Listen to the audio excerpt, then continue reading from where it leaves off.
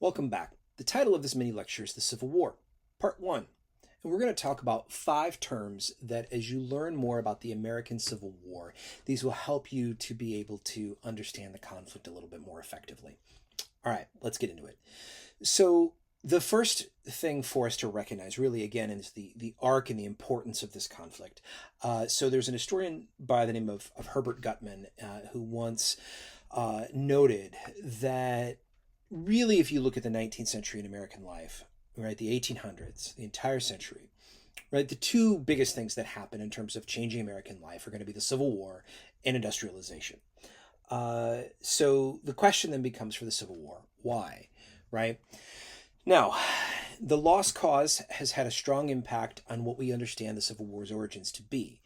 But if we look very, very granularly at the Confederate states that secede, and we look very clearly at their secession documents, their declarations, they make it abundantly clear that the war is over slavery. Right? The war is over the issue of slavery. The war is over the desire on the part of those who were leading those political entities to be able to separate from the United States so that they could form their own country and government, so that way they could continue to enslave people.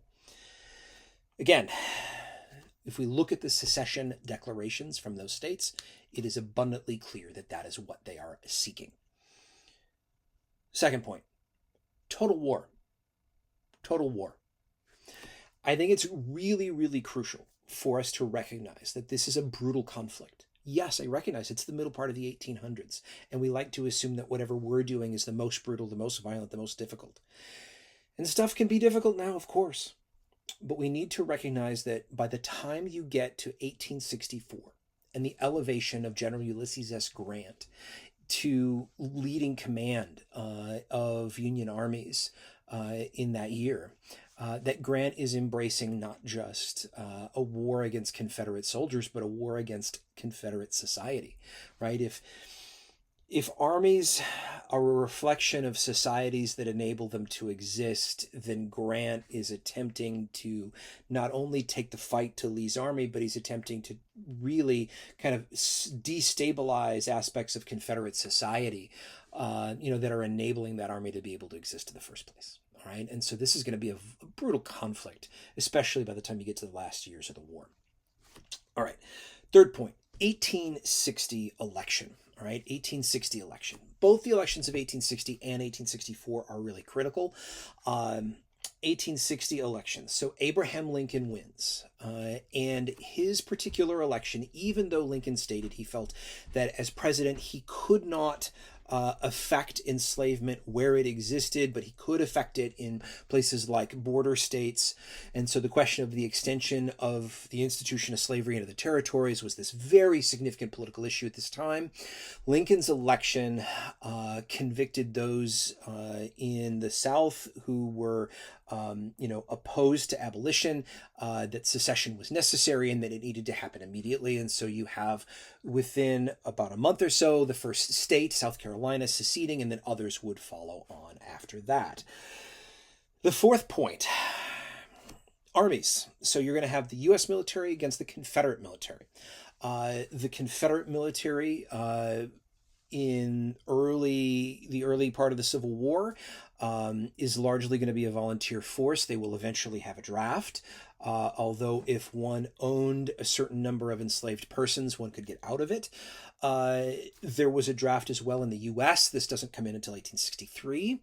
And the U.S. military is going to grow from a size of about 10 to 15,000 soldiers, maybe a little bit larger, to nearly over 1 million soldiers.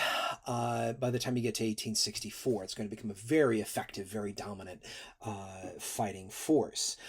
Something to note when it comes to these forces is that there has been a myth circulating on the internet in the last number of years that there were African Americans, there were Black Confederates, and this is not the case.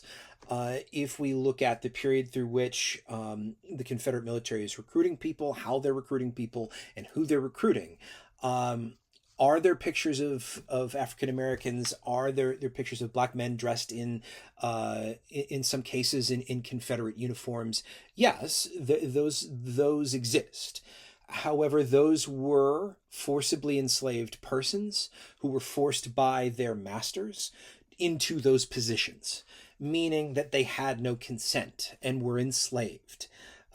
So it is important for us to be able to separate those from our understanding. All right. So you do not have African American veterans of the Confederate military, despite what, in the way that the Lost Cause would advocate that there would be. That's not the case. The last point here is technology. So rifles. So one of the main things that we're going to see in the Civil War is the introduction of rifles as mainline infantry weapons, which are going to have a sizable effect on the overall process of war. Thank you very much.